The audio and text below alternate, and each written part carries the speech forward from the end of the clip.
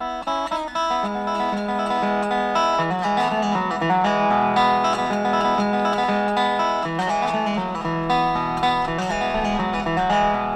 there, I'm Headley.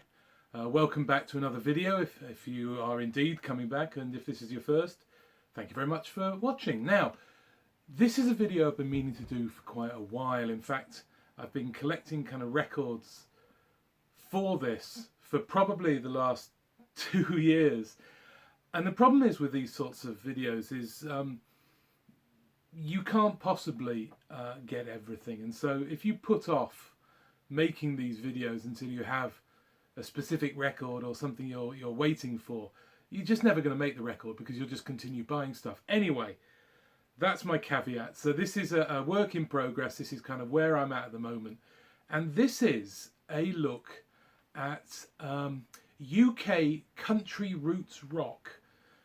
Now, I'm separating these really into country rock and roots rock. They're similar, they're connected, but as I'll cover, clearly they do have differences.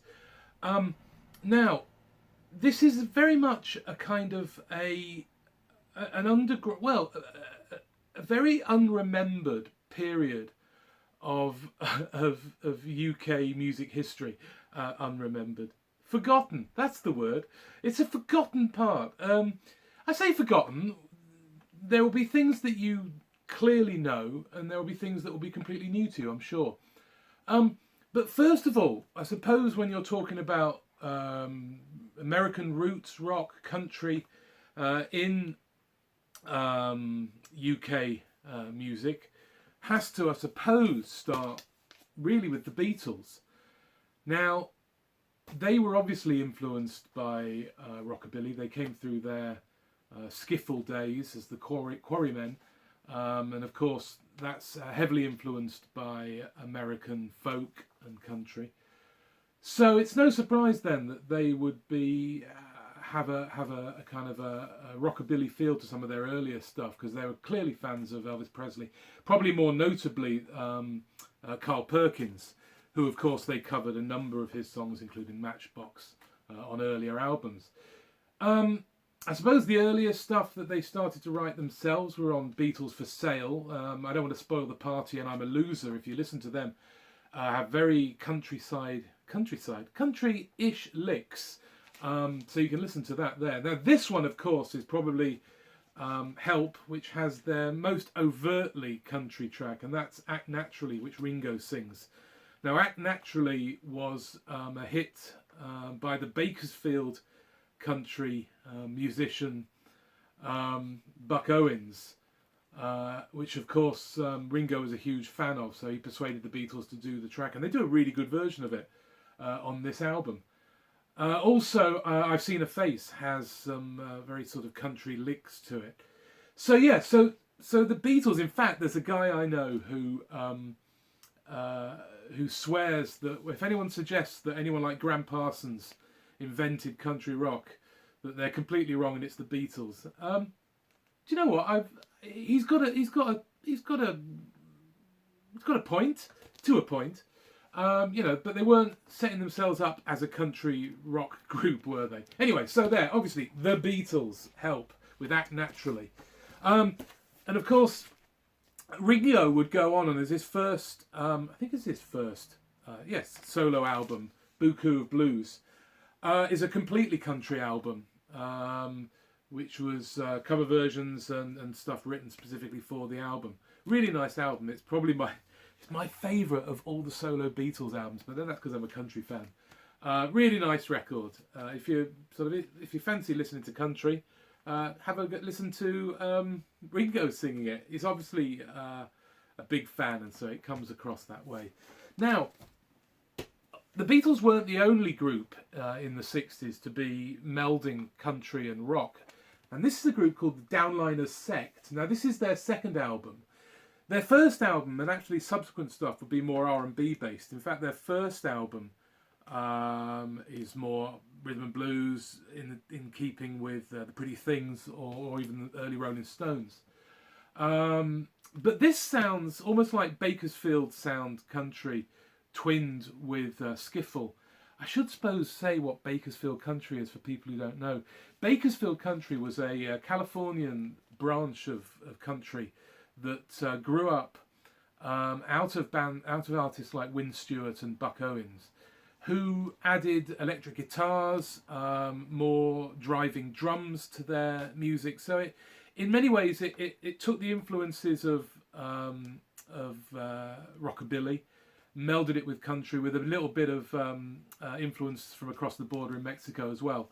So it was a first kind of, I suppose you could argue it's the first country rock. Anyway, so there you are. So yeah, so this is a bit Bakersfield twinned with a bit of skiffle. You still get washboard on here. But there's some good tunes on here, and they do a cover of Above and Beyond, which is a Harlan Howard song, which, again, Buck Owens had a hit with.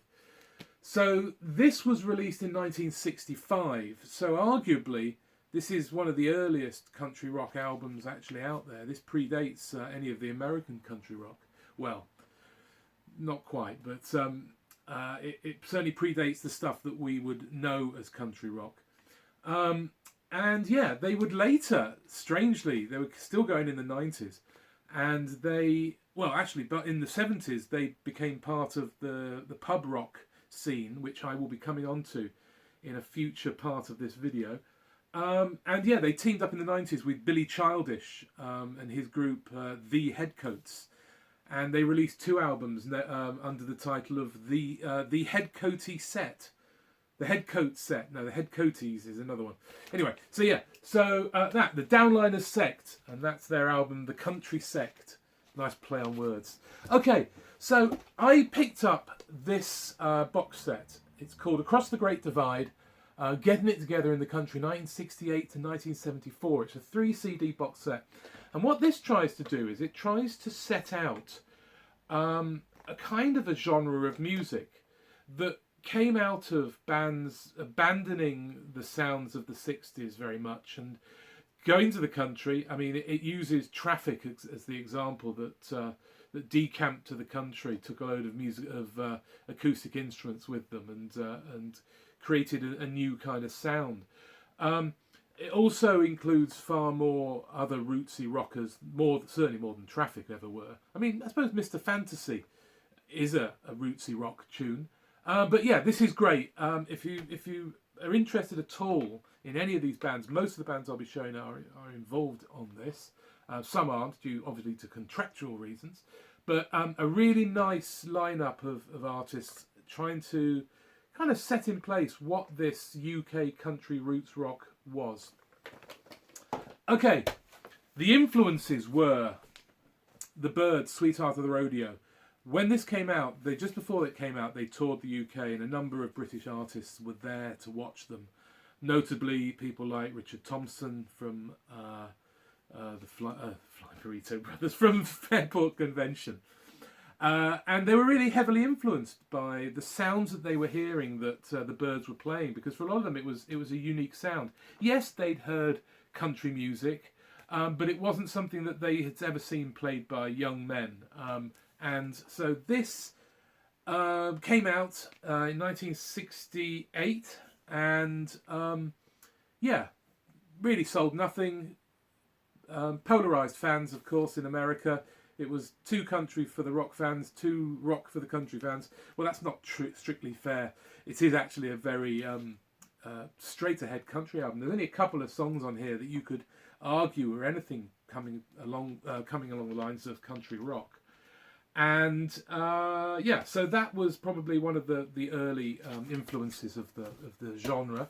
The next one that was probably the most influence is the band. This was music from Big Pink, and handily on the other side of this twofer is their second album, the eponymously titled The Band. So obviously their work with Dylan on John Wesley Harding, and these were, a real influence on a huge number of UK bands that were listening to what was coming from America. And it's this weird thing of, we take blues and the folk, and do skiffle, and we then sell it back across as rock and roll with the Beatles and the British invasion, influencing bands like Dylan and the band, who then import it back across to us. So it's this constant back and forth, which is really interesting. So yeah, obviously the band are a huge influence on a lot of the music I will be showing. And Crosby, Stills and Nash's first album. Again, this is a template for that harmony vocals and folky take on a roots rock that obviously they would become known for. So yeah, I mean, those 3 albums, or if you include the 2 Birds band albums, are the ones that really are the linchpin, the anchor to all of this music. And of course there were bands and artists that we're well known of that were heavily influenced straight away.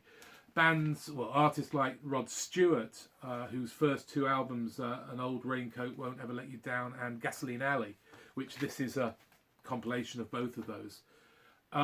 They both have country roots tunes on them. You've got a cover of Man of Constant Sorrow, which of course became famous about 20 years ago by its inclusion in Oh Brother Where Art Thou, but he was doing it back in 1969. And also it has a cover, Gasoline Alley from 1970 has a cover of the Elton John tune Tumbleweed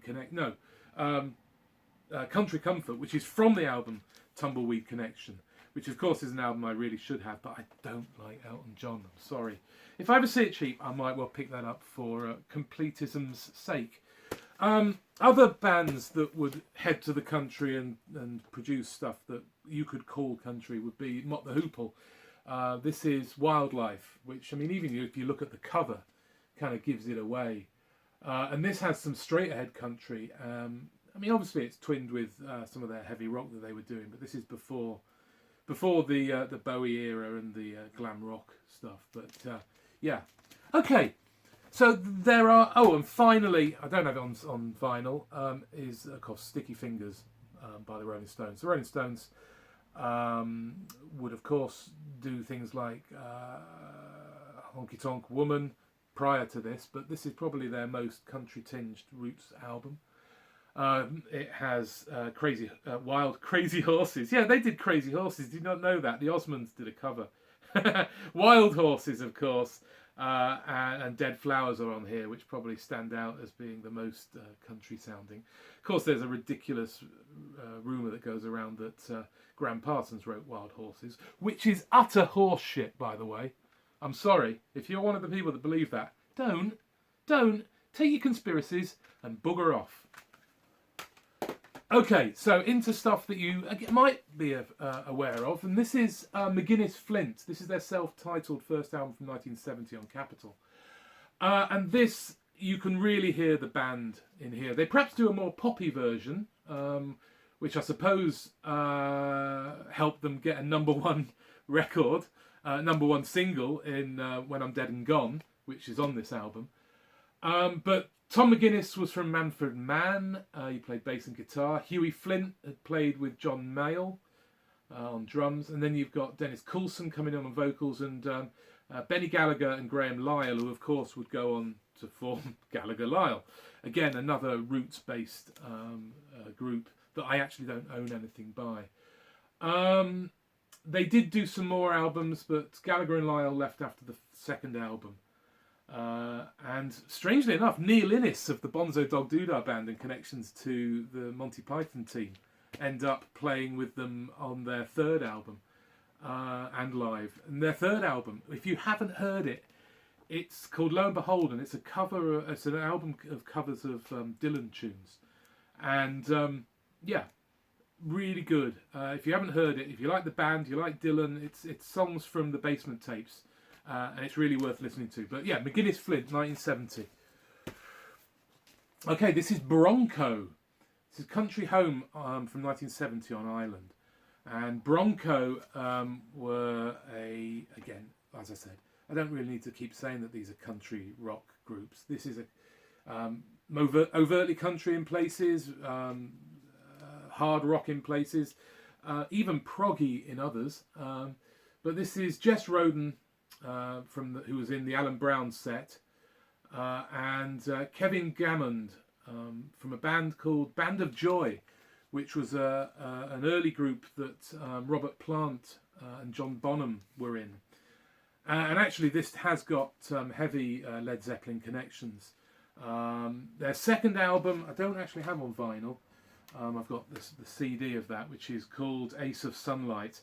Has Trevor Lucas of Fotheringay and Fairport Convention, and Ian Hunter and Mick Rouse of Mott the Hoople playing on it. And then Jess Roden left after this second album, and they produced a third album called Smoking Mixture. And unfortunately, after it was after a bad motorway accident that many of the crew were badly injured, and also bassist John Pasternak was badly injured, and that was kind of it really for Jess Roden, and that's why he left. But they bring in Robbie Blunt as a guitarist, and Paul Lockley, and they would go on to reform Band of Joy, that early Robert Plant group in the late 70s, early 80. I think they released one album.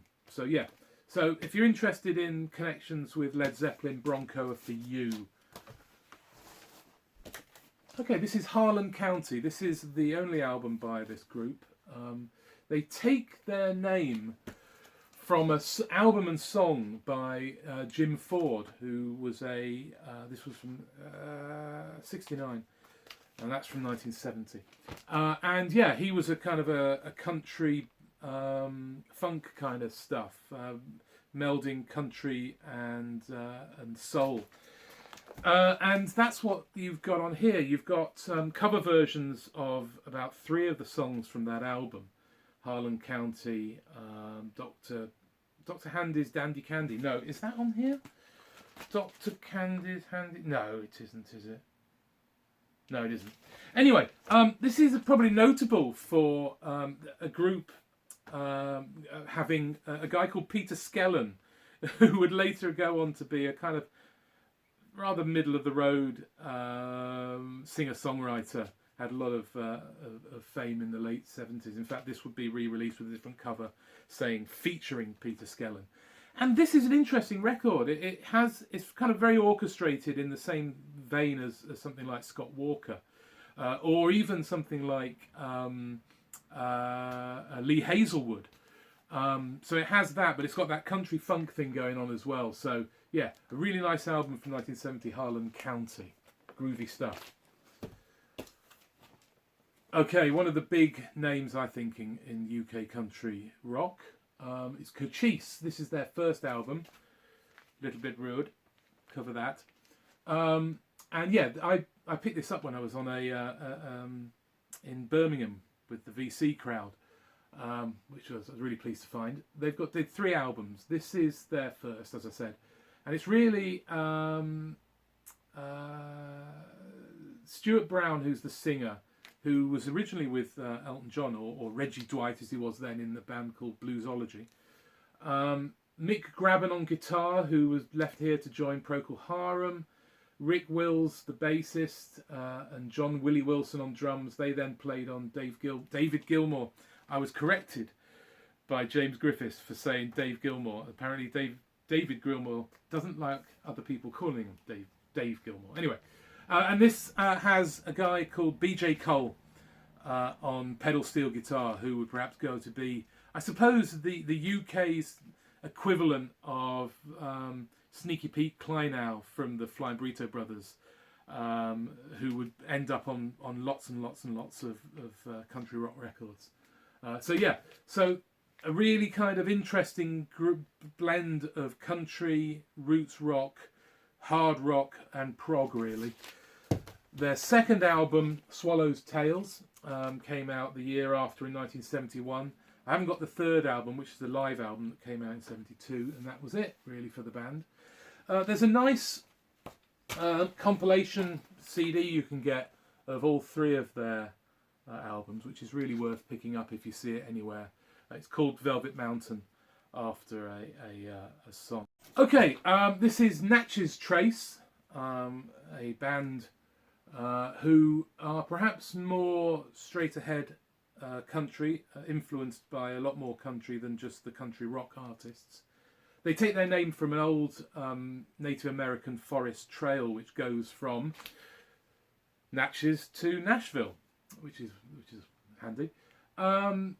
This is it's okay. They've got BJ Cole on pedal steel on this, and Richie Bull, who plays bass and banjo, would go off to be in a band called the Kersal Flyers, more of which at some point in a future video. It's kind of pedestrian. It's very much trying to replicate, and it's perhaps suffers because of that. But having said that, their second and last album, Last Time Together, that actually is a far better album. It sounds like they're creating their own sound. They're bringing in more folk influences, and it altogether sounds less like a kind of a cover version album of famous country tunes. I mean, I should say that, of course, this one has on it covers of The Night They Drove Old Dixie Down by the band. It's got Sin City by the Flying Burrito Brothers on it. It's got Pinto Pony by a guy called, is it John Siebel? Not John Siebel. Anyway. And it finishes up with Truck Driving Man, the Terry Fell classic. And this one is less covers. It's got more of their own stuff on it. Having said that, it has got Little Feat's I'm Willing, Buku Blues, from the Ringo album, Brand New Tennessee Waltz by Jesse Winchester. So, but yeah, much better album and really worth listening to. That is Natchez Trace. Okay, one of the, I suppose the most unlucky and perhaps should have gone on to better things is Heads, Hands and Feet. Now, this is a group which features the great guitar work of Albert Lee, who, after the band folded, would go on to play with lots of different people. Probably most noticeably, he would go to the States and be in Emmylou Harris's Hot Band. And in many ways, he's one of the great American country rock guitarists, but of course he's British. So this is their first album, self-titled, from 1971. It also has Chaz Hodges, who would go on to be in Chaz and Dave later on. Tony Colton, who apparently is a bit of a wanker, or was a bit of a wanker. But hey, show me a frontman to a band who isn't a wanker. Anyway, yeah, this is their debut album, and interestingly, this is a double album. This is the American issue, which is an American. It's a double album. The UK edition is only one disc, so it's half of this really, which is very weird. I don't know how many other bands or albums you know where there are two very, very different versions of it. There's probably more than I know, isn't there? Yeah. Their first album was completely they recorded a first album in 67, was it? Can't remember now. But it was scrapped, and it wouldn't be until 1970 or 71. 71 that they would release this one. They would release 2 more albums in their lifetime. This is Tracks, which again has that blending of country and hard rock. Albert Lee's wonderful guitar licks, heavily influenced by the likes of James Burton, Elvis and Ricky Nelson's guitar player. And their final album in their lifetime is Old Soldiers Never Die. It's a mixture of sort of singer-songwriter stuff, I suppose you could describe it as. There are ballads, there's driving rock, all with a sort of a country tinge to it. But yeah, so that's Heads, Hands and Feet. Really worth listening to. Okay, well, I'm going to call it quits for this episode, and then I will start up another one, continuing to show this stuff. So come back if you want to see more. If you don't, I'll probably do another video in the future that isn't this. So until then, until part 2, bye-bye for now.